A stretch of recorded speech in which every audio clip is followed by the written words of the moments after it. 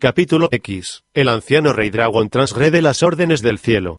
El primer ministro Wei envía una carta a un funcionario de la muerte. No hablaremos, de momento, de Quan Hui en su nuevo puesto ni de la fuerte ascesis a la que se entregó Xuan Xan. Sí lo haremos, sin embargo, de dos dignísimas personas, que habitaban a orillas del río Qin, a las afueras de la ciudad de Chang'an. Uno era un pescador llamado Chan Shao, y el otro, un leñador conocido por el nombre de Li Tin I. A pesar de la aparente humildad de sus oficios, ambos eran intelectuales sin titulación oficial, gentes de la montaña que habían llegado a dominar la técnica de la lectura. Un día, después de haber vendido al uno la leña que traía a la espalda y el otro las carpas que llevaba en su cesta de pescador, coincidieron en una pequeña taberna de Chang'an y bebieron hasta ponerse un poco alegres. Con una botella cada uno en la mano siguieron con paso indeciso a las orillas del río Qin, camino de casa. Soy de la opinión, hermano Li, dijo Chan Shao, que los que se esfuerzan por conseguir la fama perderán su vida en tan loco empeño, los que se afanan por obtener fortuna perecerán a causa de las riquezas, los que se empeñan en amontonar títulos correrán los mismos riesgos que quien duerme abrazado a un tigre, y los que luchan por recibir favores oficiales serán como quien camina con serpientes dentro de las mangas. Cuando uno se detiene a pensar fríamente, descubre que sus vidas no pueden compararse con la tranquila existencia que llevamos nosotros en la altura azul de las montañas o junto a la serena pureza de las aguas. Nosotros nos regocijamos en nuestra propia pobreza y pasamos los días sin afanarnos por nuestro destino. Hay mucho de verdad en lo que acabas de decir, hermano Chan, replicó Li Tin. Pero la serena pureza de tus aguas no puede compararse con la altura azul de mis montañas. Es al revés, querido amigo, contestó, raudo, Chan Shao. No existe término de comparación entre tus altas montañas azules y mis puras aguas serenas. Como prueba, voy a citarte un poema, Tzu, que constituye la letra de la canción, Tierliangua, 2 y que dice así. He cruzado más de 10.000 millas de aguas cubiertas de neblina en mi pequeño bote de vela, oyendo solamente el murmullo del agua y el travieso chapotear de los peces. He purificado así mi corazón, privándole de todo deseo de fama o riqueza, complaciéndome únicamente en la estilizada belleza de las espadañas y los juncales. ¿Existe, acaso, placer mayor que ir contando las gaviotas que vuelan por encima de nosotros? Mi esposa y mis hijos unen sus risas despreocupadas a las mías, mientras van pasando ante nosotros orillas cubiertas de sauces y remansos repletos de juncos. Cuando el viento y las olas se amansan, me invade la dicha del sueño que no anhela la gloria ni se ve perturbado por la vergüenza o la miseria. Insisto en que la serenidad de tus puras aguas no es superior a la belleza de mis montañas azules, recalcó Li Tin.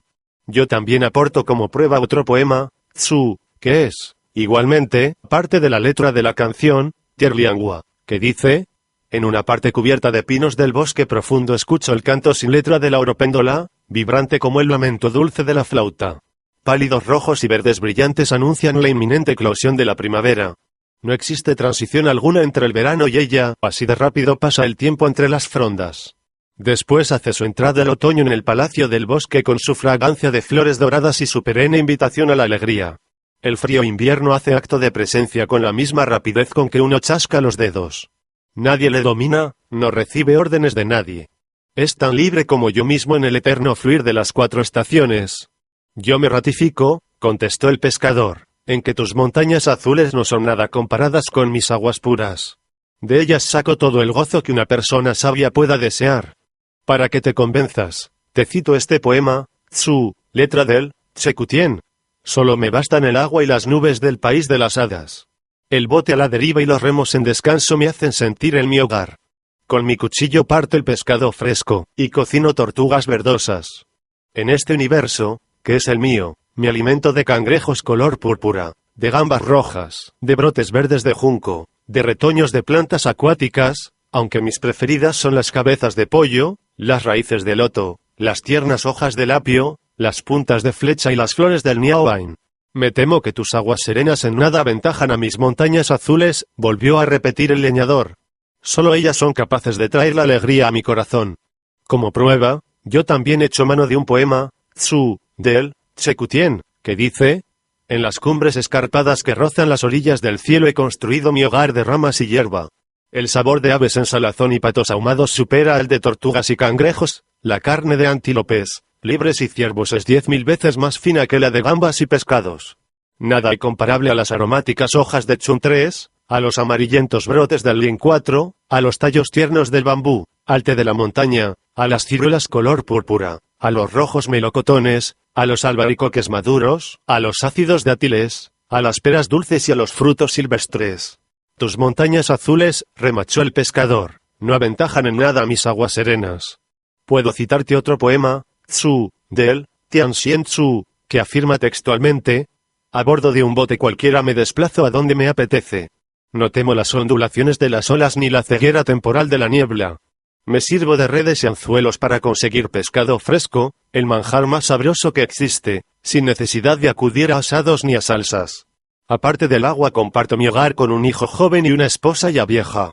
Cuando la pesca es abundante, voy a los mercados de Chan'an y la cambio por vino, que bebo hasta perder la razón. Con algas me abrigo, me tumbo en el agua y ronco al dormir. Ninguna preocupación me asalta. Yo no busco la pompa ni ansío la gloria. Estás muy equivocado, le corrigió el leñador. Tus aguas serenas son inferiores a mis montañas azules. Yo también dispongo de un poema del Tianxian Tzu, como prueba. Al pie de la colina, dicen los versos, tengo construida una casa de ramas de pino, de orquídeas, de bambú y de ciruelas. En busca de leña seca dejo atrás bosquecillos y llego a las cumbres de las montañas. Sin nadie que me controle, vendo lo que deseo, los precios dependiendo de mi sola voluntad. Gasto el dinero en vino, que luego almaceno en vasijas de barro y jarros de arcilla.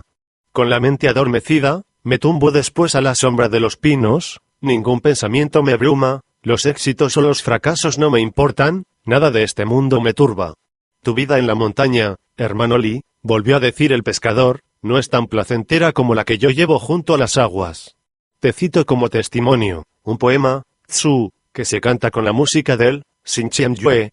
Las flores tupidas de las zarzamoras brillan a la luz de la luna, mientras el viento sacude los amarillentos juncales. El río Chu, totalmente dormido, refleja el azul distante del cielo. Meto la mano en sus aguas y hago vibrar su encaje de estrellas. Peces de todo tamaño vienen a enredarse en mis redes, las percas pican en tropel mis anzuelos. No hay manjar más exquisito que ellas.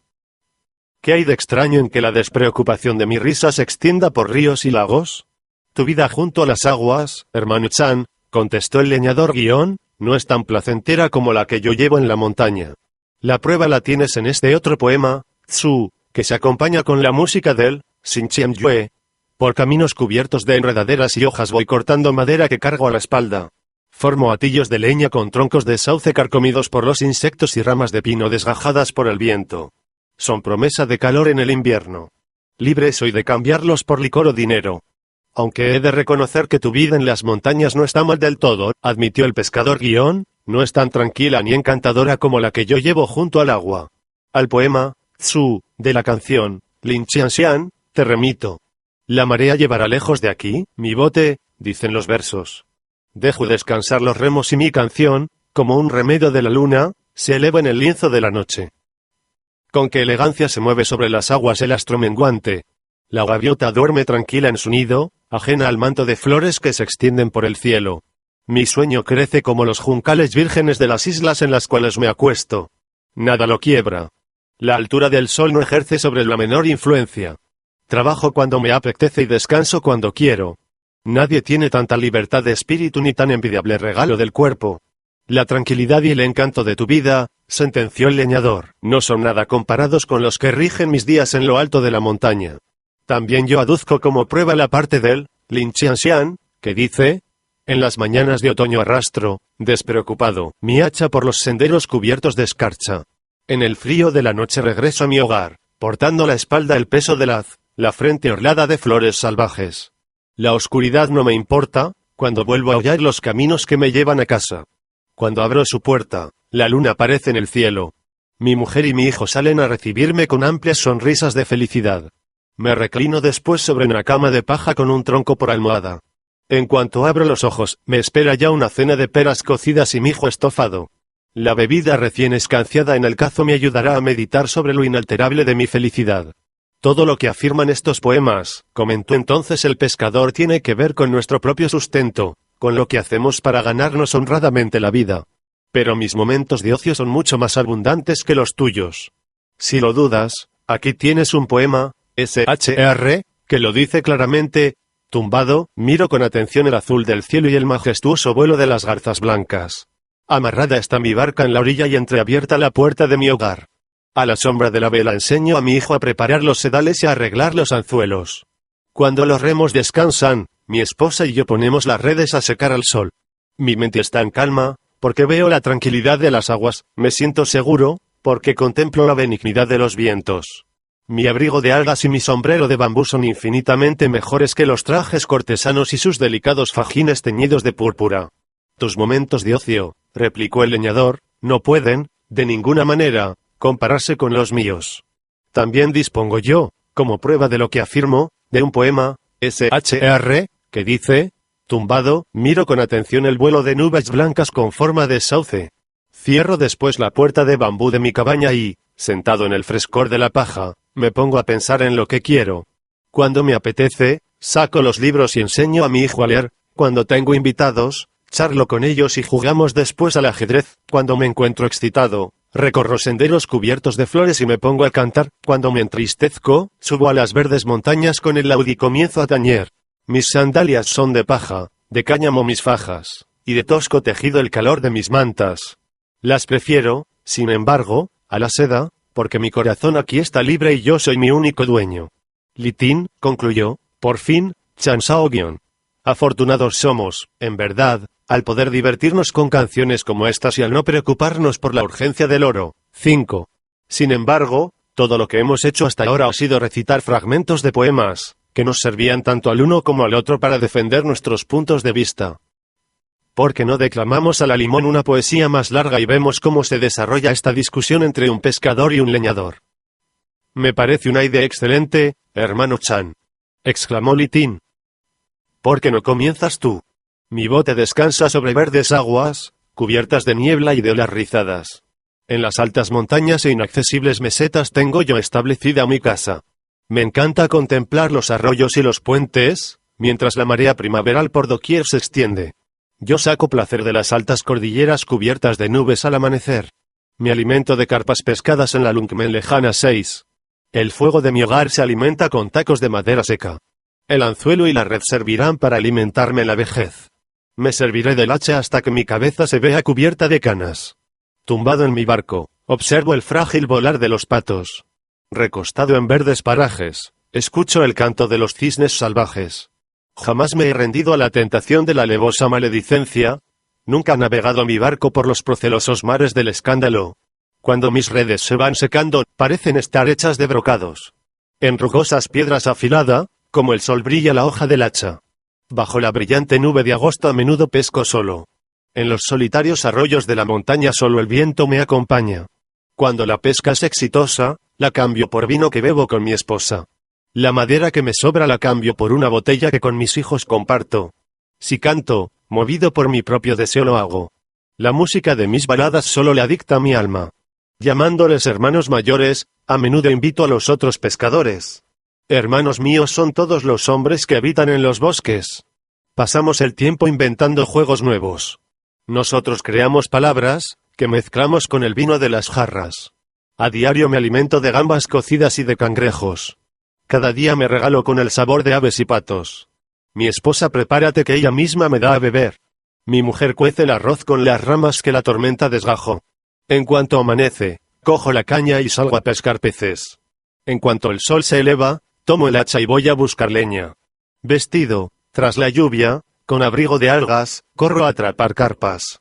Antes de que se levante el viento, intento derribar pinos secos. Ajeno a leyes y normas, llevo una vida de juegos y bromas. Ante las reglas del mundo, me comporto como si fuera sordomudo. Espera un momento, por favor, hermano Lee, dijo entonces Chansao. Hace un momento empecé yo la primera línea del poema. Justo es que ahora tú hagas lo mismo. ¿Por qué no comenzamos de nuevo?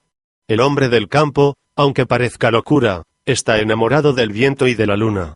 Un hombre sabio cede su orgullo a los arroyos y a los lagos. Mi heredad es el ocio y busco el esparcimiento ante todo. Desprecio la maledicencia y me gozo en la paz de la conciencia. En noches de luna soberana duermo tranquilo en mi cabaña de paja. Cuando el cielo oscurece y no se ve nada, yo me protejo con mi abrigo de algas. Libre de alegrías y penas, hallo compañía entre pinos y ciruelas. Mis mayores amistades son las gaviotas, las garcetas y las demás aves. Mi corazón no ampara ansias de fortuna ni de fama. Jamás he oído los sones de las armas y los tambores. Sin cesar escancio vino para librarme del frío. 3 veces al día me llevo a la boca la comida. Para mi propio sustento dependo de la madera que vendo. Vivo de lo que pesco con mis sedales y anzuelos. Con ayuda de mi hijo al hacha le saco filo. Tras vaciarla de peces, mi familia remienda las redes. Cuando la primavera renace, me gusta contemplar el verdor de los sauces. En el calor de la tarde me encanta mirar el frescor de los juncales. Los bambúes recién plantados me libran del bochorno del verano. Las flores nuevas del loto me refrescan en agosto. Cuando desciende la escarcha 7, la suerte de las aves ya está echada. En la fiesta del doble 9 mi esposa cocina cangrejos que nadie vende. Cuando el invierno se aproxima, duermo hasta bien entrado el día. No me abruman los calores ni del frío los rigores. En el año no hay un día que no recorra las colinas. No existe estación en la que no haré los lagos con mi timón. Ay, si los sabios conocieran el placer de cortar leña. Cuando tiro del sedal, imagino ser un inmortal. No hay fragancia igual a la de las flores que crecen en mi portal. La proa de mi barca va abriendo senderos de verde agua. De mi vida satisfecho, no busco de los ministros el asiento 8. Mi mente es tan fuerte y equilibrada como una ciudad amurallada. Contra el asedio deben protegerse las ciudades que más se enorgullecen. Por muy alto que esté un ministro, debe someterse a los mandatos del divino. Qué raro placer es gozar de las montañas y del mar. Agradecidos estamos, por ello, a los dioses, a la tierra y al cielo. Los 2 hombres continuaron recitando a la limón infinidad de canciones y poemas. Cuando llegaron al punto en que sus caminos se separaban, se inclinaron con respeto y, así, se despidieron. Querido hermano Li, dijo Chansao, al hacerlo cuídate y ten precaución con los tigres, cuando subas por las montañas. Lamentaría sobremanera que sufrieras un accidente, ya que, como reza el dicho, nadie nos asegura que vayamos a encontrar mañana al amigo con el que hoy nos topamos en la calle. ¿Qué clase de amigo eres tú?, exclamó Li Tin, enfadado, al escuchar esas palabras. Las personas que se aman de verdad ni siquiera sacan a relucir cosas tan desagradables como las que tú acabas de decir. ¿A quién se le ocurre pensar que pueda caer, sin más, en las garras de un tigre? ¿Te gustaría que te dijera que tu barco se va a hundir, cuando menos lo esperes, en el río? Eso nunca pasará, respondió Chansao, riendo. El cielo siempre anuncia cuándo va a haber tormenta. De acuerdo. Se ve que hoy no la va a haber, admitió Li Tin. Pero, ¿quién te asegura que no se va a desatar sobre la tierra una epidemia? ¿Cómo estás tan seguro, por otra parte, de que no vas a sufrir un accidente? Dices eso, contestó Chansao, porque no tienes ni idea de lo que puede ocurrirte cuando cortas leña. Yo, por el contrario, cuando pesco puedo predecir exactamente lo que va a suceder. Te aseguro que ningún accidente va a cebarse sobre mí. No me hagas reír, exclamó, burlón, Li Tin. Tu trabajo es uno de los más traicioneros que existen. Un pescador siempre se está jugando la vida. No comprendo cómo puedes tener esa seguridad con respecto al futuro. Mira, replicó Chansao, condescendiente. Voy a decirte algo que tú no sabes. En Chan'an hay un adivino, que suele sentarse en la calle de la puerta oeste a predecir el futuro a quien quiera pedírselo. Yo le regalo todos los días una carpa dorada y él, agradecido, consulta para mí los palillos que lleva guardados en la manga. Siguiendo sus consejos, no hay vez que lance las redes que no las saque repletas de pescado. Precisamente fui a consultarle esta mañana y me dijo que las echara esta vez en la curva que hace el río Chin. Me aconsejó, igualmente, que echara el sedal en dirección oeste, si quería regresar a casa cargado de gambas y peces. Por cierto, cuando suba mañana a la ciudad, compraré vino y volveré a reunirme contigo, y se separaron, restablecidas las paces. Sin embargo, como afirma el proverbio, lo que se dice en el camino lo escucha quien se halla entre la hierba. Así, dio la casualidad que esta última parte de la conversación fuera oída por un yaksa que se encontraba de patrulla por el río Chin y corrió al Palacio de Cristal de Agua a informar a su señor, gritando: ¡qué desgracia! ¡Qué tragedia tan inesperada! ¿Se puede saber de qué estás hablando?, le preguntó, sorprendido, el rey dragón. Vuestro siervo, contestó el yaksa, excitado, estaba patrullando el río, cuando oyó por casualidad la conversación que mantenían un pescador y un leñador.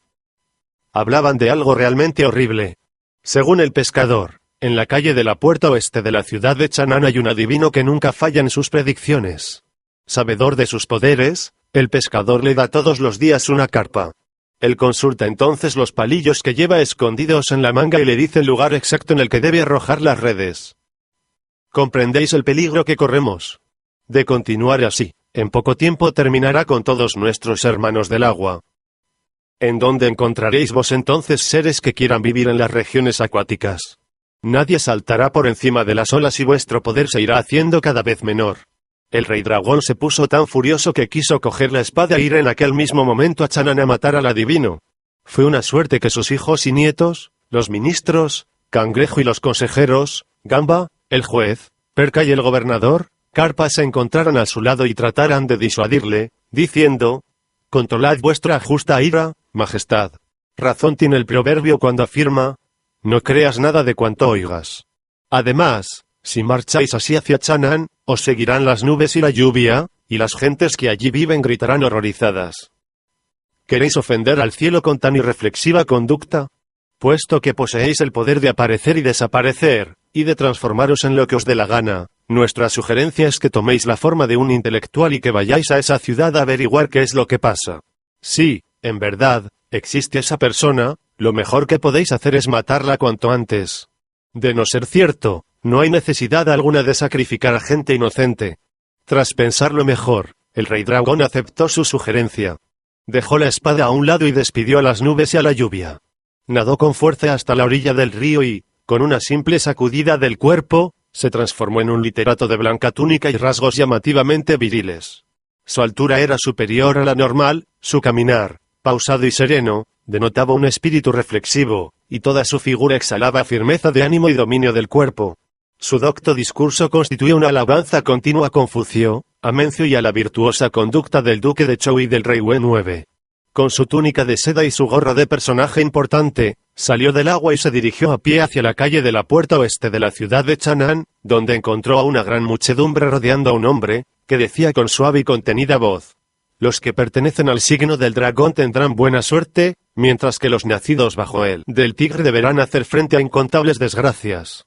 Por otra parte, los que vieron la luz a la hora de Ain, Chen, SZ y ahí verán florecer todos sus asuntos y la fortuna no les dejará de la mano, cosa que no ocurrirá con los que, en el momento de su nacimiento, sufrieron la influencia del planeta Júpiter». En cuanto el rey dragón lo oyó, supo que se encontraba en el lugar en el que solía sentarse el adivino. Se dirigió hacia él y, abriéndose, como pudo, paso entre la gente, vio que las 4 paredes de la habitación estaban cubiertas de piezas maestras de caligrafía, entre las que se apreciaba alguna que otra pintura de excelente corte. Del pebetero salía un humo incesante, cuyas volutas contrastaban con la quietud del agua purificada que guardaba un recipiente de porcelana. Lugar destacado ocupaba un retrato de Wengu 10, colgado un poco más alto que 2 dibujos de Wang Wei. La piedra para diluir la tinta, traída directamente desde Tuanzé HR11, no desdecía en absoluto del pincel de cerdas erizadas que se veía a su lado. Se apreciaba que aquel hombre dominaba gran número de técnicas adivinatorias, ya que, junto a bolas de cristal, podían descubrirse números de Quopu 12 y otros clásicos de la adivinación. Conocía, además, los hexagramas, dominaba los 8 triogramas, estaba al tanto de las leyes que rigen los cielos y la tierra, y hasta era capaz de distinguir el modo de obrar de dioses y demonios. Ante él tenía una bandeja, en la que aparecían reseñadas las horas cósmicas. Su mente les asignaba los planetas y astros que les correspondían con la rapidez propia de un genio. No cabía duda de que contemplaba, como en un espejo, las cosas pasadas y las que aún estaban por venir. No encerraba para el secreto alguno, como les ocurre a los dioses, saber qué casa iba a ser levantada y cuál derruida, quién iba a nacer y quién a morir, cuándo iba a llover y cuándo a hacer bueno. Los espíritus y los dioses tenían que sentirse, por fuerza, alarmados ante tanta omnisciencia. En letras claras aparecía escrito su nombre, Yuan Shouchan. No era otro que el tío de Yuan Tinkan, el astrónomo oficial del imperio. Se trataba de un hombre de agradable presencia y muy versado en toda clase de artes. No en balde era conocido hasta el último rincón del reino y gozaba de gran favor en la ciudad de Chanaan. Sin vacilar, el rey dragón entró en su tienda. Tras el consabido intercambio de saludos, fue invitado a ocupar el asiento de honor. Mientras un criado servía el té, el maestro le preguntó: ¿Qué os gustaría saber? Predecidme, por favor, el tiempo que va a hacer, contestó el rey dragón. El maestro consultó sus palillos y, al fin, dijo: la niebla difuminará las copas de los árboles y un velo de nubes borrará las colinas. Si deseas lluvia, mañana verás satisfecho tu deseo. ¿A qué hora ocurrirá eso y cuánta agua caerá?, insistió el rey. A la hora del dragón empezarán a remolinarse las nubes, volvió a contestar el maestro, y a la de la serpiente se escuchará el trueno. La lluvia comenzará a caer a la del caballo y a la de la oveja 13 habrá ya cesado.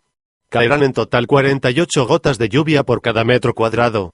Te aconsejo que no bromees, exclamó el rey dragón. Si mañana llueve a las horas que has dicho y la cantidad que tú mismo has fijado, te daré 50 bolsas de oro en señal de gratitud. Pero, si te equivocas en una sola gota, ten por seguro que echaré abajo la puerta y haré añicos el cartel que tienes pegado en el dintel. Además, te expulsaré de Chanaan por embaucador y no podrás seguir engañando a la gente. Me parece correcto que así lo hagáis, replicó el maestro con amabilidad. Ahora, si lo deseáis, podéis marcharos. Regresad mañana después de la lluvia. El rey dragón se despidió de él y regresó a su mansión de agua. En cuanto se enteraron de su llegada, acudieron a saludarle sus ministros y colaboradores más directos y le preguntaron: ¿cómo se desarrolló vuestro encuentro con el adivino? ¿Es verdad que existe esa persona?, contestó el rey dragón pero puedo aseguraros que se trata de un auténtico fanfarrón. Le pregunté que cuándo iba a llover y él me respondió que mañana. Volví a preguntarle sobre la hora y la cantidad de lluvia que caería y él contestó que a la hora del dragón empezarían a remolinarse las nubes, a la de la serpiente se escucharía el trueno, a la del caballo comenzaría a caer la lluvia y cesaría la de la oveja. Por lo que a la cantidad de agua respecta, precisó que caerían exactamente 48 gotas de lluvia por metro cuadrado. Así que le aposté que, si acertaba, le daría 50 bolsas de oro, pero que, si se equivocaba en algo, le echaría abajo la puerta y después le expulsaría de Chanaan, para que no pudiera seguir engañando a la gente. Pero vos sois el jefe supremo de los 8 ríos, el gran rey dragón encargado de la lluvia, exclamaron sus subalternos, soltando la carcajada, divertidos. Solo depende de vos que llueva o deje de hacerlo. ¿Cómo ha podido ser tan tonto ese hombre? Seguro que pierde. Los hijos y los nietos del dragón estaban celebrando con los peces y cangrejos la victoria cierta de su señor, cuando se oyó en lo alto una voz que decía: llega un mensajero celeste con una orden para el rey dragón del río Chin. Todos alzaron la cabeza y vieron al emisario, elegantemente vestido con una túnica de oro, dirigirse a la mansión de agua con la carta del emperador de Jade en las manos. El rey dragón se enderezó las ropas lo mejor que pudo y quemó un poco de incienso. Tras hacer entrega del envío, el mensajero se elevó en el aire y desapareció. El rey dragón abrió la orden y leyó, atónito: mandamos al príncipe de los 8 ríos que prepare truenos y lluvia y los deje caer mañana sobre la ciudad de Chanaan. Lo más asombroso era que las horas y la cantidad de agua que aparecían en el documento coincidían exactamente, hasta el más ínfimo detalle, con las predicciones hechas por el adivino. El rey dragón se sintió tan abatido que perdió el conocimiento, como si fuera una doncella mal alimentada. Cuando volvió a recobrar la consciencia, dijo, entristecido, a sus súbditos: ¿quién iba a pensar que en ese mundo de polvo hubiera una persona dotada de una inteligencia tan portentosa? Cuesta trabajo creer que posea un conocimiento tan perfecto de las leyes que rigen el cielo y la tierra. Lamento confesar que me ha derrotado. Calmaos, por favor, le aconsejaron los ministros. No es tan difícil como parece deshacerse de ese adivino. De hecho, acabamos de idear un plan que puede acallar para siempre a ese tipo. Una vez que el rey dragón hubo preguntado de qué se trataba, el ministro que había hablado por todos respondió: si la lluvia tarda en producirse mañana 1/10 de segundo o cae una gota menos de lo pronosticado, dejará de cumplirse la predicción y vos habréis ganado la apuesta. ¿No es así? ¿Quién os impedirá entonces derribar su puerta y echarle a la calle? El rey dragón aceptó, complacido, la sugerencia y dejó de preocuparse. Al día siguiente llamó al duque del viento, al señor del rayo, al joven de las nubes y a la madre del rayo y les mandó acompañarle hasta la ciudad de Chanaan. Pero esperó a la hora de la serpiente para desplegar las nubes, a la del caballo para hacer resonar el trueno, a la de la oveja para dejar caer la lluvia, y a la del mono para dar por terminada la tormenta. Además, solo permitió que cayeran 40 gotas de agua por metro cuadrado, exactamente 8 menos de las que le habían sido ordenadas. Una vez acabada la lluvia, el rey dragón despidió a sus ayudantes, descendió de las nubes y, tras tomar otra vez la forma del literato vestido de blanco, se dirigió, furioso, a la calle de la puerta oeste. De un terrible empujón, echó abajo la puerta de la tienda de Yuan Shou Chan y empezó a destrozar cuanto encontraba a su paso, incluidos los pinceles, la tinta y los cuadros. El maestro ni siquiera se movió, permaneció sentado, como si la cosa no fuera con él. Eso hizo que el rey dragón se sintiera más enfadado, todavía y, volviéndose hacia el lugar donde se encontraba, bramó, despectivo: «Ya sabía yo que no eras más que un profeta de pacotilla, un impostor que anda engañando por ahí a las gentes sencillas. Tú mismo has visto que no se ha cumplido ni una sola de tus predicciones. ¿Qué más pruebas necesitamos para demostrar que eres un farsante? Me refiero, por supuesto, a lo que me dijiste ayer sobre la lluvia de esta tarde. No solo has fallado en la hora, sino en la cantidad de agua caída. Eres un auténtico embustero. No comprendo cómo sigues ahí sentado tan tranquilo. Deberías echar a correr, antes de que llame al alguacil y te haga ejecutar». Yuan Shou Chan no movió un solo dedo. Pese a la gravedad de la acusación, era claro que aquellas palabras no produjeron en él el menor signo de alarma. Al contrario, permaneció tranquilo y sonriente, sosteniendo la mirada a su acusador. Por fin, se aclaró la garganta y dijo: «No tengo miedo, porque no he hecho nada que merezca la pena de muerte. El que debería estar temblando eres tú. ¿Crees que no sé quién eres? Puedes engañar a otros, pero no a mí. En cuanto te vi, supe que no eras un literato vestido de blanco, sino el mismísimo rey dragón del río Qin.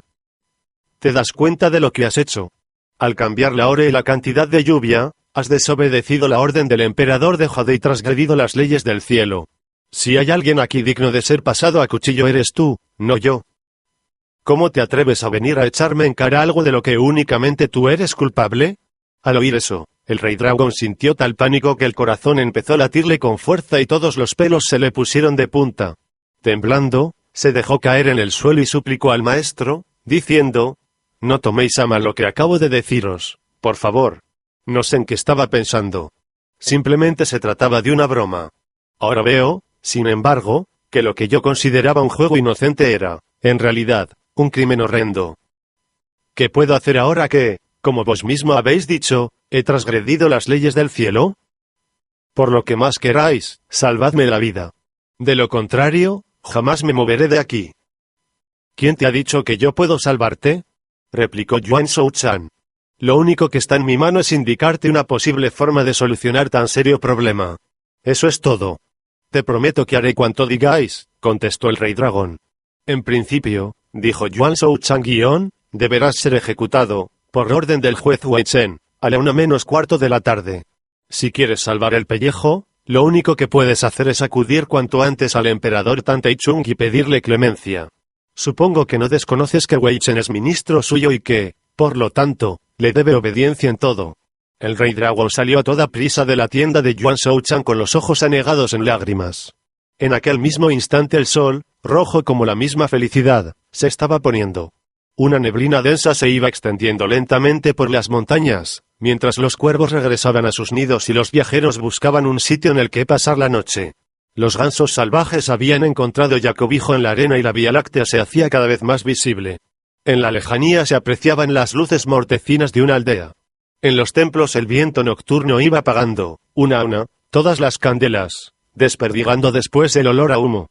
Más cerca un hombre soñaba que se había convertido en una mariposa 14 y se marchaba volando. La luna iba moviendo de lugar la sombra de las flores de un jardín.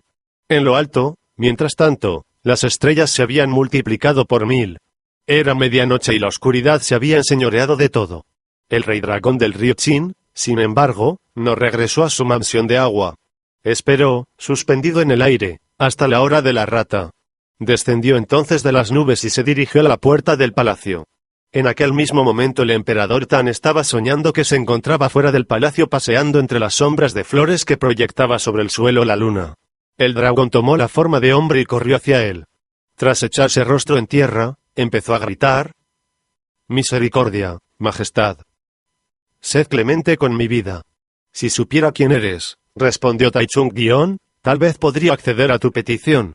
Como vos, también yo soy un dragón», gimoteó el principal habitante del río Qin. «La maldición pesa ahora sobre mi cabeza, porque desobedecí la orden del cielo. En consecuencia, vuestro súbdito el juez Wei Chen ha recibido el mandato de ejecutarme, por haber atentado contra el orden cósmico. Esa es la razón por la que ahora acudo a vos, pidiendo clemencia. Sí, como dices, Wei Chen va a ser el encargado de hacer justicia, concluyó Tai Chung. Ten por seguro que tu vida no correrá el menor peligro. Márchate y deja de preocuparte. Encantado, el rey dragón se levantó a toda prisa del suelo y abandonó el palacio, profundamente agradecido. Tai Chung se despertó al poco tiempo y no paró de darle vueltas a lo que acababa de soñar. Sin embargo, habían pasado ya 3/5 de la hora de la quinta vigilia y hubo de recibir en audiencia a todos sus ministros. El humo del incienso y otras plantas aromáticas formaba graciosas volutas entre los arcos de fénix y ascendía después hacia las cúpulas de dragón, mientras la luz nueva se reflejaba en los delicados biombos de seda. La neblina no se había levantado todavía de las banderas y estandartes, adornados con llamativas plumas. Por los pasillos avanzaban funcionarios tan virtuosos como los mismísimos Yao y Suen 15. Todos seguían el ritual de los En y los Zhou, cortes a las que también pertenecía la música que se escuchaba en un segundo plano. Legiones de criados iban encendiendo, de dos en dos, las lámparas, mientras grupos de doncellas, vestidas con trajes de llamativos colores, preparaban abanicos. La luz llenaba los salones del unicornio y daba vida a los biombos decorados con pavos reales. Antes de aparecer el emperador, todos los presentes lanzaron hurras y vítores. Se oyó a continuación, 3 veces seguidas, el restallar de un látigo y las cabezas se inclinaron al unísono hacia el lugar en el que se levantaba el trono. Un aroma a flores se extendió por todo el palacio, mientras los coros entonaban cánticos de alabanzas y hacía su entrada el cortejo, precedido de estandartes de perlas y jade. El palanquín real, adornado con los abanicos del dragón y el fénix, y la montaña y el río, avanzó entonces por entre las filas de cortesanos, nobles y refinados, y de generales, aguerridos y valientes. Todos ellos vestían de rojo. El espectáculo era tan magnífico que nadie dudaba de que el sello de oro y los fajines color púrpura con los emblemas del sol, la luna y las estrellas iban a durar millones de años, exactamente los mismos que la tierra y el cielo. Una vez que los ministros hubieron presentado sus respetos al emperador, se retiraron a un lado y permanecieron de pie, cada cual ocupando el sitio que le correspondía según su rango. Tai Chung les fue escudriñando uno por uno con sus penetrantes ojos de dragón. Entre los funcionarios civiles figuraban Fan Xuanlin, Du Wei, S.U. con diéresis S.H.R., Chi, S.U. con diéresis Chin Chung y Wang Wei, y entre los militares Masan Pao, Duan C.H.R. Xian, Ain Kai, Shan, Chen Yaoqin, Leung C.H.R., Uchin Dai Chin Su Pao. Todos ellos permanecían en pie, en actitud reverente y sumisa. El emperador se extrañó de no ver a Wei Chen y, volviéndose hacia S.U. con diéresis Su Chi, le hizo una seña para que se acercara y le dijo: «Esta noche he tenido un sueño muy raro. Se presentó ante mí un hombre que afirmó ser nada más y nada menos que el rey dragón del río Qin. Dijo, además, que había desobedecido las órdenes del cielo y que, en castigo, iba a ser ejecutado por el juez Wei Chen. Me suplicó, por tanto, que le salvara la vida, cosa a la que accedí. ¿Cómo es que precisamente hoy no ha acudido a mi llamada Wei Chen? Es posible que vuestro sueño sea más cierto de lo que creéis, respondió Su Chi. Así que, si deseáis cumplir lo prometido, lo mejor que podéis hacer es llamar a Wei Chen y mantenerle todo el día a vuestro lado. Si no le dejáis marchar, sin duda alguna el dragón de vuestros sueños logrará salvar la vida.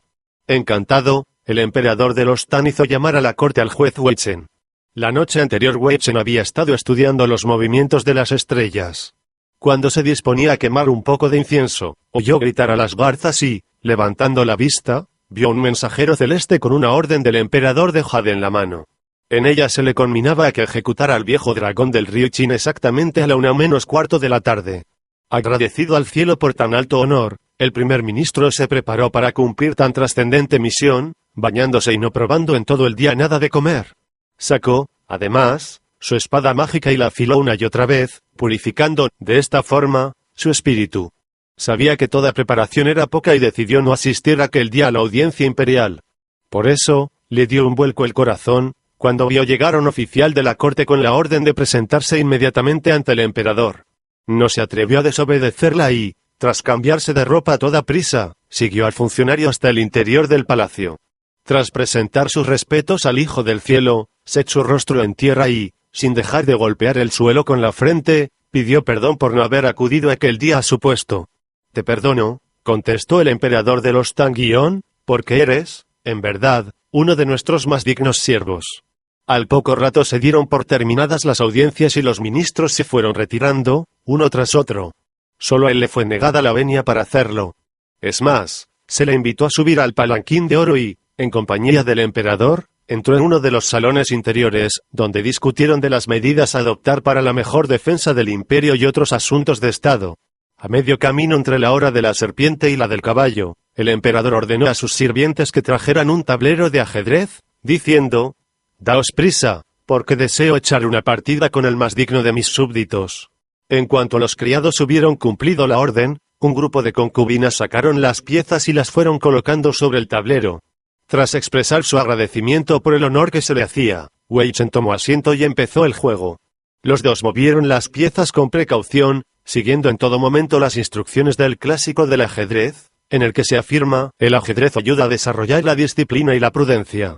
En este sentido, las piezas más fuertes deberán colocarse en el centro, las más débiles a los lados, y las menos poderosas en los extremos.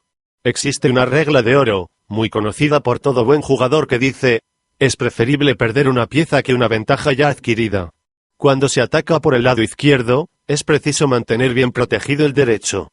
Solo podrá hablarse de retaguardia cuando se tenga una vanguardia realmente fuerte, para lo cual es necesario poseer, a su vez, una retaguardia segura. Los dos extremos están íntimamente unidos, pero se debe ser flexible en sus movimientos y, ante todo, se ha de tratar de evitar que ambos se estorben.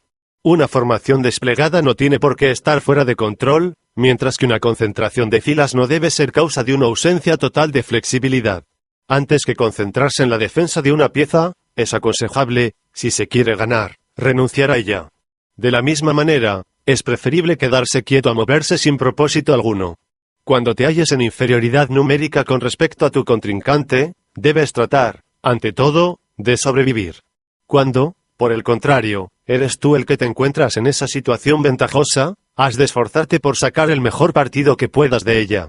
Quien tenga a mano la victoria no prolongará inútilmente la lucha, de la misma forma que el que domine una posición evitará la confrontación directa, el que sepa luchar no sufrirá la derrota, y el que conozca que va a perder no se rendirá al pánico. No es raro que en el ajedrez se empiece, obteniendo una ventaja considerable, para terminar totalmente derrotado. Si el enemigo reagrupa sus fuerzas, sin ser atacado, es señal clara de que tiene intención de lanzarse a la ofensiva. Si abandona, por otra parte, la defensa de una pequeña porción de su territorio, es muy posible que esté buscando la anexión de otro mayor. Si hace sus movimientos sin pensar, con ello demuestra que es una persona irreflexiva. No hay mejor manera, pues, de buscar la derrota que ceder a su propio modo de obrar. Con razón afirma el libro de las Odas: aproxímate con la máxima precaución, como si estuvieras acercándote a un barranco profundo. En un tablero de ajedrez, dice el poema, es la tierra, y el cielo las piezas. En los colores blanco y negro está simbolizado todo el universo. Cuando el juego alcanza las cumbres de la sutileza, suelta la carcajada el inmortal que nunca juega. El emperador y su ministro estuvieron sentados ante el tablero hasta la 1:45, sin que ninguno de los dos pudiera robarse una diferencia notable. Wei Chen dejó caer, de pronto, la cabeza sobre la mesa y se puso a dormir. Al verlo, Tai Chung soltó la carcajada y dijo: se nota que nuestro hombre de confianza se entrega con tal dedicación a las tareas de estado que hasta se olvida de descansar. No es extraño que el sueño haya terminado venciendo su resistencia y le dejó dormir cuanto quiso. Al poco rato, sin embargo, Wei Chen abrió los ojos tan repentinamente como los había cerrado y, echándose rostro en tierra, exclamó alterado: soy merecedor de 1000 penas de muerte. No comprendo cómo he podido dormirme en vuestra presencia. Os pido perdón por el tremendo insulto que acabo de lanzar contra vos. ¿Insulto dices?, repitió Tai Chung, sonriendo. Levántate y continuemos jugando. Creo que debemos olvidarnos de la partida anterior y empezar otra nueva. ¿No te parece? Wei Chen agradeció al emperador su benevolencia y volvió a ordenar las piezas sobre el tablero. Cuando se disponían a hacer el primer movimiento, se escucharon unos gritos terribles fuera de la gran sala en la que se encontraban. Antes de que pudieran preguntar qué pasaba, aparecieron los ministros Qin Su Pao y Su Kondiere Mo Kung con una cabeza de dragón chorreando sangre. La arrojaron delante del emperador y dijeron: hemos visto a los mares perder profundidad y a los ríos secarse, pero jamás habíamos contemplado hasta ahora una cosa tan rara como esta. ¿En dónde la habéis encontrado?, preguntó Taichung, poniéndose enseguida de pie. En el sur del pasillo de los 1000 pasos, respondieron a coro Su Pao y Moukung. Estábamos allí charlando, cuando, de pronto, cayó de las nubes esta cabeza de dragón. Hemos creído que deberíais verla, por eso la hemos traído hasta aquí. ¿Qué significa esto?, volvió a preguntar, severo, el emperador de los Tan, volviéndose a Wei Chen. Este dragón, contestó Wei Chen, echándose rostro en tierra, acaba de ser ejecutado por vuestro humilde siervo, mientras dormía. Mientras dormías, repitió el emperador de los Tan, entre temeroso y sorprendido. Mientras dormías no aprecié el menor movimiento de tu cuerpo. Ni siquiera te vi echar mano de la espada o la cimitarra.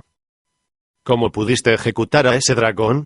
Aunque mi cuerpo se encontraba junto a vos, con los ojos cerrados y volcados sobre el tablero de ajedrez, la verdad es que mi espíritu abandonó mi cuerpo. Una nube sagrada le estaba esperando y le llevó hacia el barracón de ejecución de dragones. Los soldados celestes le habían atado ya y mi espíritu no tuvo más que decir: se te ha condenado a muerte por haber desobedecido las órdenes del cielo. Por mandato del mismo voy ahora a poner fin a tu vulgar vida. El dragón escuchó la sentencia temblando. Encogió después las garras y así esperó la muerte. El espíritu de vuestro siervo se arremangó la túnica, echó un paso atrás y levantó la espada, que dejó caer el instante con fuerza sobre el cuello del acusado. Así se explica que haya descendido de los cielos esa cabeza de dragón que tenéis ahí delante. En cuanto Taichung hubo escuchado estas palabras, sintió a la vez satisfacción y tristeza. Satisfacción por tener como ministro a un hombre de la categoría de Wei Chen. ¿Cómo iba a preocuparse de la seguridad del imperio, teniendo a su lado a colaboradores de tanta valía? Y tristeza, porque había prometido salvar al dragón y no había podido evitar que acabara sus días de una forma tan lamentable. Tuvo, pues, que forzarse a sí mismo para ordenar a Su Pao que colgara la cabeza en el mercado y que la viera todo el pueblo de Chang'an. Después, siguiendo la costumbre, recompensó a Wei Chen y despidió a los otros ministros. Aquella noche se retiró a sus aposentos con una extraña sensación de derrota. No podía quitarse de la cabeza al dragón llorando y suplicando clemencia. Jamás había imaginado que los hechos fueran a desarrollarse de esa manera ni que, a la larga, el dragón fuera a terminar ajusticiado. Tras darle vueltas en la cabeza una y otra vez, el emperador se sintió física y mentalmente agotado. A eso de la hora de la segunda vigilia, se oyó el lamento de alguien que lloraba a las puertas mismas del palacio y Taichung sintió un remordimiento aún mayor. En sueños vio al rey dragón del río Qin con la cabeza chorreando sangre en las manos y gritando lastimosamente: «¡Devuélveme la vida, Tan Taichung! ¡Devuélvemela! Ayer me diste tu palabra de que ibas a salvarme. ¿Por qué ordenaste al juez que me ejecutara? Voy a llevarte conmigo al reino inferior, donde expondré mi caso y tú sufrirás el castigo que mereces». Agarró a Taichung con tanta fuerza que éste no podía moverse, aunque lo intentó, desesperado, una y otra vez. Todo su cuerpo estaba cubierto de sudor por el esfuerzo. Cuando parecía estar todo perdido, apareció por el sur un enjambre de nubes olorosas, en las que viajaba una sacerdotisa taoísta. Con inesperada rapidez se llegó hasta ellos y empezó a agitar una delicada ramita de sauce. Al verla, el dragón sin cabeza huyó a toda prisa por el noroeste, sin dejar de llorar ni de lamentarse a voz en grito. La sacerdotisa no era otra que la Bodhisattva Kuan Yin, que había acudido a las tierras del este en cumplimiento de la orden de Buda de encontrar a una persona dispuesta a ir por las escrituras. Acababa de acomodarse en el templo del espíritu protector de la ciudad de Chang'an, cuando oyó gritar a los demonios y llorar a los espíritus. Comprendiendo que el emperador estaba en peligro, acudió a toda prisa en su ayuda, logrando ahuyentar al dragón maldito. Pese a todo, el antiguo señor del río Qin se dirigió a la corte del reino inferior a presentar su queja. Taichung se despertó tan excitado que solo podía gritar: «¡Fantasmas! ¡Espíritus!». Sus gritos aterrorizaron de tal manera a las reinas de los 3 palacios, a las concubinas de las 6 cámaras y a los eunucos que las servían, que no volvieron a pegar ojo en toda la noche. No tardó mucho, afortunadamente, en sonar la 5ª vigilia y todos los funcionarios de la corte, tanto civiles como militares, se reunieron en la sala de audiencias. Esperaron, impacientes, hasta el amanecer, pero el emperador no apareció. Eso hizo que todos se sintieran presos de una desazón y de un temor francamente indescriptibles. Por fin, cuando el sol estaba a punto de alcanzar su cenit, llegó la notificación imperial, en la que se decía: «Los ministros están excusados hoy de atender sus obligaciones de Estado». Lamento haberles tenido tanto tiempo esperando, pero la verdad es que no me encuentro muy bien. Así transcurrieron 5 o 6 días. La inquietud de los funcionarios había llegado a tal punto que decidieron acudir a la corte, sin ser llamados, a indagar por sí mismos sobre lo que estaba ocurriendo. Cuando se disponían a entrar, apareció la reina madre y ordenó que fueran en busca del médico imperial. Todos se quedaron a la puerta en espera de nuevas noticias. Al poco rato salió el doctor y se lanzaron hacia él, inquiriendo sobre el estado de tan augusto enfermo. El pulso de su majestad, respondió el médico, visiblemente preocupado, es extremadamente irregular. Tan pronto aparece débil como se lanza a un ritmo francamente alocado. Lo más alarmante, sin embargo, es que musita no sé qué sobre fantasmas y no queda absolutamente nada de aliento en sus vísceras. Mi diagnóstico es que dentro de 7 días, a lo sumo, morirá. Los ministros palidecieron, al oír tan infaustas nuevas. Su alarma aumentó de grado, cuando tuvieron noticia de que Taichung había mandado llamar a S.U. con diéresis Mou Kung, Kung y Y.U. con diéresis CHR Kung. Los 3 acudieron a toda prisa al palacio y el emperador les dijo en un tono casi inaudible, que denotaba su gran esfuerzo por hacerse entender: desde los 18 años he conducido a mis ejércitos hasta el último rincón de la tierra. Muchas han sido, pues, las calamidades a las que me he visto sometido. Sin embargo, puedo aseguraros que jamás me he topado con algo tan extraño como ahora me está ocurriendo. Aunque no lo creáis, me he visto atacado por fantasmas y espíritus. Cuando asentasteis las bases de vuestro imperio, contestó Y.U. con diéresis CHR con guión, hubisteis de dar muerte a infinidad de gente. ¿No os parece ridículo temer ahora a los espíritus? Sé que puede sonar descabellado, insistió Taichung guión, pero por la noche los fantasmas no dejan de aullar ni de tirarme ladrillos. Durante el día no se muestran tan agresivos. Pero os juro que, cuando oscurece, ¿no puedo soportar sus locuras? Tranquilizaos, majestad, le aconsejó Su Pao. Esta noche haremos guardia junto a vuestra puerta Qin de 16 y yo veremos de qué se trata todo esto. Taichung aceptó, agradecido, la sugerencia y los otros ministros se retiraron, sin hacer el menor ruido. Aquella noche los 2 funcionarios imperiales se pusieron las corazas y los yelmos y, agarrando las mazas y las hachas, se colocaron a ambos lados de la puerta del dormitorio imperial. Su apariencia no podía ser más marcial. Sus yelmos de oro brillaban como si estuvieran hechos de fuego, lo mismo que las corazas, que parecían haber sido confeccionadas con escamas de dragón.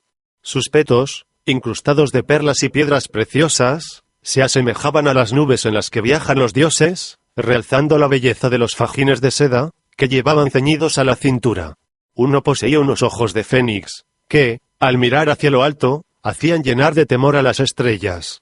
Los del otro eran oscuros, pero su fulgor recordaba el rayo y su brillo traía a la mente la blancura de la luna. Ambos eran excelentes guerreros. No es extraño que con el tiempo terminaran convirtiéndose en guardianes de las puertas y protectores del hogar. Toda la noche la pasaron junto a la puerta de su señor, pero no vieron nada extraño. De esta forma, Taichung pudo dormir tranquilamente desde la puesta a la salida del sol. Agradecido, les hizo entrar a sus aposentos privados y les dijo: desde que caí enfermo no había vuelto a dormir como la pasada noche. Estoy en deuda con vosotros. Ahora, si lo deseáis, podéis retiraros a descansar. Así os encontraréis en disposición de hacer guardia a mi puerta, en cuanto anochezca. Los 2 generales obedecieron los deseos de su señor y durante 2 o 3 noches no se apartaron del dormitorio imperial. De esta forma, la paz se abatió sobre el palacio. Pero el apetito de Taichung disminuyó alarmantemente y su enfermedad se agravó aún más. Consideró, por tanto, que el sacrificio de sus súbditos era innecesario y, llamándoles de nuevo a su presencia, junto con los ministros Du y Fan, les dijo: aunque estos 2 últimos días he descansado bien, me temo que no ha sido agradable para vosotros manteneros en vela toda la noche. Así que he decidido, para que también vosotros podáis dormir, que un artista pinte vuestro retrato y lo coloque en las jambas de mi puerta. Espero que no tengáis ninguna objeción que hacer. Los ministros cumplieron inmediatamente su voluntad y llamaron a los 2 mejores pintores del imperio, para que retrataran a los 2 generales con sus atavíos de guerra. En cuanto las pinturas estuvieron dispuestas, las colocaron en los batientes de las puertas y durante las 2 o 3 noches siguientes no se produjo el menor incidente. A la cuarta, sin embargo, volvió a oírse en la parte de atrás del palacio un persistente ruido de tejas y ladrillos rotos, que terminaron minando la quebradiza salud del emperador. En cuanto hubo amanecido, Llamó, una vez más, a sus ministros y les dijo: para alivio de todos, durante los últimos días no se ha producido el menor incidente en la parte delantera del palacio. Pero anoche volvieron a escucharse en la de atrás unos ruidos tan espantosos que por poco no acabo perdiendo el juicio. Eso es porque Chinde y su Pao estaban haciendo guardia en la puerta principal, se aventuró a decir Mou Kung, adelantándose. Si queréis que cesen totalmente los ruidos, deberéis colocar a Wei Chen en la puerta de atrás. Taichung aceptó la sugerencia y ordenó a Wei Chen que no se moviera aquella noche de la puerta trasera. Fiel al mandato imperial, Wei vistió sus ropas de guerrero y montó guardia en el lugar indicado, sosteniendo en sus manos la espada con la que había dado muerte al dragón. Difícilmente podía encontrarse otra figura más heroica que la suya. Un turbante de satén verde cubría su frente, su túnica, plagada de bordados, aparecía sujeta a la cintura por un llamativo cinturón de jade, y sus mangas, hechas de un tejido tan fino que parecía confeccionado con piel de garza, flotaban al viento como ingrávidos copos de nieve. Su aspecto era tan aguerrido que superaba en prestancia a los mismísimos Lu con diéresis y su 17. Sus pies iban embutidos en unas botas negras de piel muy suave y flexible, en sus manos portaba una espada tan afilada que no se sabía dónde terminaba su filo, y sus ojos, brillantes como la llama, escudriñaban una y otra vez la oscuridad. ¿Cómo iban a atreverse los demonios a acercarse a él? La noche, de hecho, fue pasando y no hizo acto de presencia el menor fantasma. Aún así, la situación del emperador se fue haciendo cada vez más crítica. Su enfermedad empeoró tanto que la reina llamó a todos los ministros y ultimó con ellos los detalles del funeral. El mismo Taichung hizo acudir a su cabecera a Su con diéresis Mou Kung y le confió todos los asuntos de estado y la futura educación del príncipe heredero, como había hecho Liu Pei con Zhuge-Liang 18. Una vez cumplido ese trámite, se bañó y se cambió de ropa, esperando resignado la llegada de su hora. Wei Chen se adelantó entonces y, tirándole del manto, le dijo: no os apenéis, majestad. Tengo conmigo algo que os garantizará una vida larga. Mi enfermedad, replicó Taichung, totalmente entregado, ha alcanzado un punto crítico, del que jamás podré recuperarme. Mi vida está acabándose por momentos. ¿Cómo puedes aconsejarme que no me rinda el desaliento? Tengo aquí una carta, contestó Wei Chen, que quiero que entreguéis a Wei Chue, uno de los jueces del reino inferior, en cuanto lleguéis a los infiernos. ¿Quién es ese Wei Chue?, preguntó Taichung, cada vez más débil. Fue uno de los principales colaboradores de vuestro difunto padre, respondió Wei Chen. Empezó su carrera como magistrado de Tsuchou, siendo después ascendido a vicepresidente del Consejo de Ritos. Cuando vivía, me cupo el alto honor de contarme entre sus amigos más íntimos. Sé que ahora desempeña el cargo de juez de la capital del reino inferior, siendo responsable del registro de los vivos y difuntos. Me lo ha dicho él personalmente, ya que nos vemos en sueños con cierta frecuencia. Entregadle esta carta y estoy seguro de que no echará en saco roto la amistad que nos une y os permitirá regresar al mundo de los vivos. Al oír esas palabras, Taichung tomó, esperanzado, la carta y se la guardó entre las mangas. No había acabado de hacerlo, cuando cerró los ojos y expiró. Las reinas y concubinas de los 3 palacios y las 3 cámaras, el príncipe heredero y las 2 filas de funcionarios, tanto militares como civiles, se vistieron de luto y empezaron a llorarle. El féretro imperial fue colocado en el salón del Tigre Blanco. Sin embargo, no hablaremos ahora de las ceremonias que siguieron ni de cómo se desarrollaron las exequias. Quien quiera saber cómo se produjo la vuelta a la vida del emperador Tan Taichung debe escuchar con atención lo que se dice en el próximo capítulo.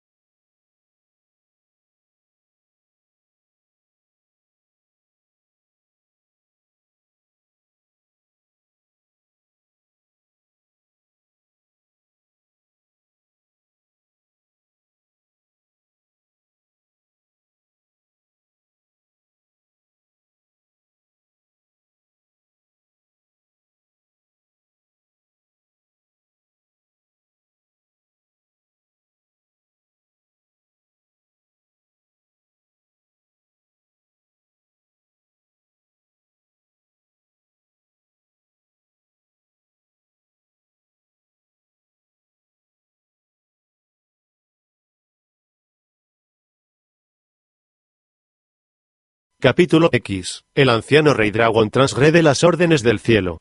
El primer ministro Wei envía una carta a un funcionario de la muerte. No hablaremos, de momento, de Quan Hui en su nuevo puesto ni de la fuerte ascesis a la que se entregó Xuan Xan.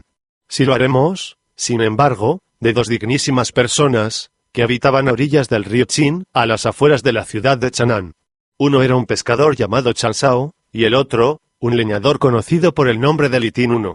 A pesar de la aparente humildad de sus oficios, ambos eran intelectuales sin titulación oficial, gentes de la montaña que habían llegado a dominar la técnica de la lectura. Un día, después de haber vendido al uno la leña que traía a la espalda y el otro las carpas que llevaba en su cesta de pescador, coincidieron en una pequeña taberna de Chang'an y bebieron hasta ponerse un poco alegres. Con una botella cada uno en la mano siguieron con paso indeciso las orillas del río Qin, camino de casa. Soy de la opinión, hermano Li, dijo Chan Shao, que los que se esfuerzan por conseguir la fama perderán su vida en tan loco empeño, los que se afanan por obtener fortuna perecerán a causa de las riquezas, los que se empeñan en amontonar títulos correrán los mismos riesgos que quien duerme abrazado a un tigre, y los que luchan por recibir favores oficiales serán como quien camina con serpientes dentro de las mangas. Cuando uno se detiene a pensar fríamente, descubre que sus vidas no pueden compararse con la tranquila existencia que llevamos nosotros en la altura azul de las montañas o junto a la serena pureza de las aguas. Nosotros nos regocijamos en nuestra propia pobreza y pasamos los días sin afanarnos por nuestro destino. Hay mucho de verdad en lo que acabas de decir, hermano Chan, replicó Li Tin. Pero la serena pureza de tus aguas no puede compararse con la altura azul de mis montañas. Es al revés, querido amigo, contestó, raudo, Chan Shao. No existe término de comparación entre tus altas montañas azules y mis puras aguas serenas. Como prueba, voy a citarte un poema, Tzu, que constituye la letra de la canción, Tierliangua 2 y que dice así. He cruzado más de 10.000 millas de aguas cubiertas de neblina en mi pequeño bote de vela, oyendo solamente el murmullo del agua y el travieso chapotear de los peces. He purificado así mi corazón, privándole de todo deseo de fama o riqueza, complaciéndome únicamente en la estilizada belleza de las espadañas y los juncales. ¿Existe, acaso, placer mayor que ir contando las gaviotas que vuelan por encima de nosotros? Mi esposa y mis hijos unen sus risas despreocupadas a las mías, mientras van pasando ante nosotros orillas cubiertas de sauces y remansos repletos de juncos. Cuando el viento y las olas se amansan, me invade la dicha del sueño que no anhela la gloria ni se ve perturbado por la vergüenza o la miseria. Insisto en que la serenidad de tus puras aguas no es superior a la belleza de mis montañas azules, recalcó Li Tin. Yo también aporto como prueba otro poema, Tzu, que es, igualmente, parte de la letra de la canción, Tierliangua, que dice, en una parte cubierta de pinos del bosque profundo escucho el canto sin letra de la oropéndola, vibrante como el lamento dulce de la flauta. Pálidos rojos y verdes brillantes anuncian la inminente eclosión de la primavera. No existe transición alguna entre el verano y ella, así de rápido pasa el tiempo entre las frondas. Después hace su entrada el otoño en el palacio del bosque con su fragancia de flores doradas y su perenne invitación a la alegría. El frío invierno hace acto de presencia con la misma rapidez con que uno chasca los dedos. Nadie le domina, no recibe órdenes de nadie. Es tan libre como yo mismo en el eterno fluir de las 4 estaciones. Yo me ratifico, contestó el pescador, en que tus montañas azules no son nada comparadas con mis aguas puras. De ellas saco todo el gozo que una persona sabia pueda desear. Para que te convenzas, te cito este poema, Tzu, letra del Tse-Kutien. Solo me bastan el agua y las nubes del país de las hadas. El bote a la deriva y los remos en descanso me hacen sentir en mi hogar. Con mi cuchillo parto el pescado fresco, y cocino tortugas verdosas. En este universo, que es el mío, me alimento de cangrejos color púrpura, de gambas rojas, de brotes verdes de junco, de retoños de plantas acuáticas, aunque mis preferidas son las cabezas de pollo, las raíces de loto, las tiernas hojas del apio, las puntas de flecha y las flores del niaobain. Me temo que tus aguas serenas en nada aventajan a mis montañas azules, volvió a repetir el leñador. Solo ellas son capaces de traer la alegría a mi corazón. Como prueba, yo también echo mano de un poema, Tzu, del Tse-Kutien, que dice, en las cumbres escarpadas que rozan las orillas del cielo he construido mi hogar de ramas y hierba. El sabor de aves en salazón y patos ahumados supera al de tortugas y cangrejos, la carne de antílopes, libres y ciper mis anzuelos. No hay manjar más exquisito que ellas. ¿Qué hay de extraño en que la despreocupación de mi risa se extienda por ríos y lagos? Tu vida junto a las aguas, hermano Chan, contestó el leñador no es tan placentera como la que yo llevo en la montaña. La prueba la tienes en este otro poema, Tsu, que se acompaña con la música del Xinqian Yue. Por caminos cubiertos de enredaderas y hojas voy cortando madera que cargo a la espalda. Formo atillos de leña con troncos de sauce carcomidos por los insectos y ramas de pino desgajadas por el viento. Son promesa de calor en el invierno. Libre soy de cambiarlos por licor o dinero. Aunque he de reconocer que tu vida en las montañas no está mal del todo, admitió el pescador no es tan tranquila ni encantadora como la que yo llevo junto al agua. Al poema, Tsu, de la canción, Lin Xianxian, te remito. La marea llevará lejos de aquí, mi bote, dicen los versos. Dejo descansar los remos y mi canción, como un remedio de la luna, se eleva en el lienzo de la noche. Con qué elegancia se mueve sobre las aguas el astro menguante. La gaviota duerme tranquila en su nido, ajena al manto de flores que se extienden por el cielo. Mi sueño crece como los juncales vírgenes de las islas en las cuales me acuesto. Nada lo quiebra. La altura del sol no ejerce sobre la menor influencia. Trabajo cuando me apetece y descanso cuando quiero. Nadie tiene tanta libertad de espíritu ni tan envidiable regalo del cuerpo. La tranquilidad y el encanto de tu vida, sentenció el leñador, no son nada comparados con los que rigen mis días en lo alto de la montaña. También yo aduzco como prueba la parte del Lin Xianxian, que dice, en las mañanas de otoño arrastro, despreocupado, mi hacha por los senderos cubiertos de escarcha. En el frío de la noche regreso a mi hogar, portando a la espalda el peso del haz, la frente orlada de flores salvajes. La oscuridad no me importa, cuando vuelvo a hollar los caminos que me llevan a casa. Cuando abro su puerta, la luna aparece en el cielo. Mi mujer y mi hijo salen a recibirme con amplias sonrisas de felicidad. Me reclino después sobre una cama de paja con un tronco por almohada. En cuanto abro los ojos, me espera ya una cena de peras cocidas y mijo estofado. La bebida recién escanciada en el cazo me ayudará a meditar sobre lo inalterable de mi felicidad. Todo lo que afirman estos poemas, comentó entonces el pescador, tiene que ver con nuestro propio sustento, con lo que hacemos para ganarnos honradamente la vida. Pero mis momentos de ocio son mucho más abundantes que los tuyos. Si lo dudas, aquí tienes un poema, SHR, que lo dice claramente. Tumbado, miro con atención el azul del cielo y el majestuoso vuelo de las garzas blancas. Amarrada está mi barca en la orilla y entreabierta la puerta de mi hogar. A la sombra de la vela enseño a mi hijo a preparar los sedales y a arreglar los anzuelos. Cuando los remos descansan, mi esposa y yo ponemos las redes a secar al sol. Mi mente está en calma, porque veo la tranquilidad de las aguas, me siento seguro, porque contemplo la benignidad de los vientos. Mi abrigo de algas y mi sombrero de bambú son infinitamente mejores que los trajes cortesanos y sus delicados fajines teñidos de púrpura. Tus momentos de ocio, replicó el leñador, no pueden, de ninguna manera, compararse con los míos. También dispongo yo, como prueba de lo que afirmo, de un poema, SHR, que dice, tumbado, miro con atención el vuelo de nubes blancas con forma de sauce. Cierro después la puerta de bambú de mi cabaña y, sentado en el frescor de la paja, me pongo a pensar en lo que quiero. Cuando me apetece, saco los libros y enseño a mi hijo a leer. Cuando tengo invitados, charlo con ellos y jugamos después al ajedrez. Cuando me encuentro excitado, recorro senderos cubiertos de flores y me pongo a cantar. Cuando me entristezco, subo a las verdes montañas con el laúd y comienzo a tañer. Mis sandalias son de paja, de cáñamo mis fajas, y de tosco tejido el calor de mis mantas. Las prefiero, sin embargo, a la seda, porque mi corazón aquí está libre y yo soy mi único dueño. Litín, concluyó, por fin, Chan Shaoguion. Afortunados somos, en verdad, al poder divertirnos con canciones como estas y al no preocuparnos por la urgencia del oro. 5. Sin embargo, todo lo que hemos hecho hasta ahora ha sido recitar fragmentos de poemas, que nos servían tanto al uno como al otro para defender nuestros puntos de vista. ¿Por qué no declamamos a la limón una poesía más larga y vemos cómo se desarrolla esta discusión entre un pescador y un leñador? Me parece una idea excelente, hermano Chan, exclamó Litín. ¿Por qué no comienzas tú?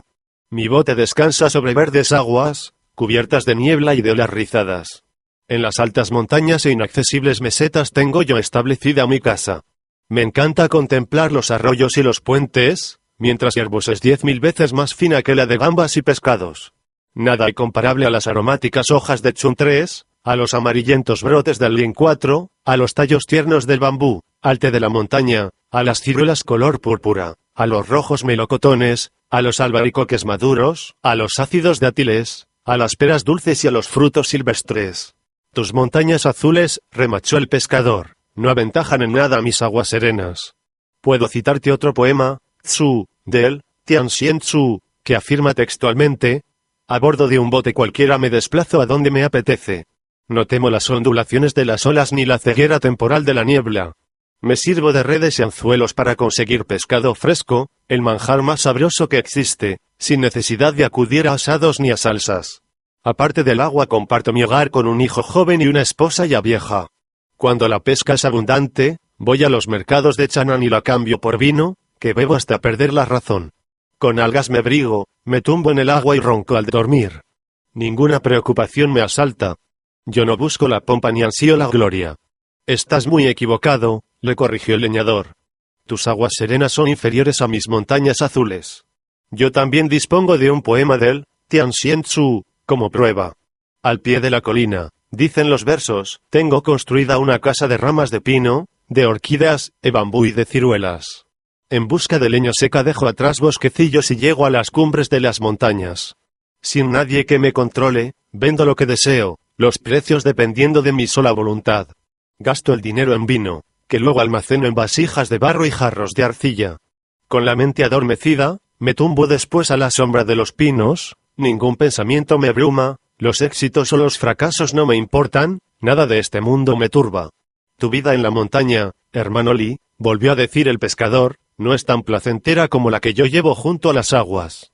Te cito como testimonio, un poema, Tzu, que se canta con la música del Xinqian Yue. Las flores tupidas de las zarzamoras brillan a la luz de la luna, mientras el viento sacude los amarillentos juncales. El río Chu, totalmente dormido, refleja el azul distante del cielo. Meto la mano en sus aguas y hago vibrar su encaje de estrellas. Peces de todo tamaño vienen a enredarse en mis redes, las percas pican entre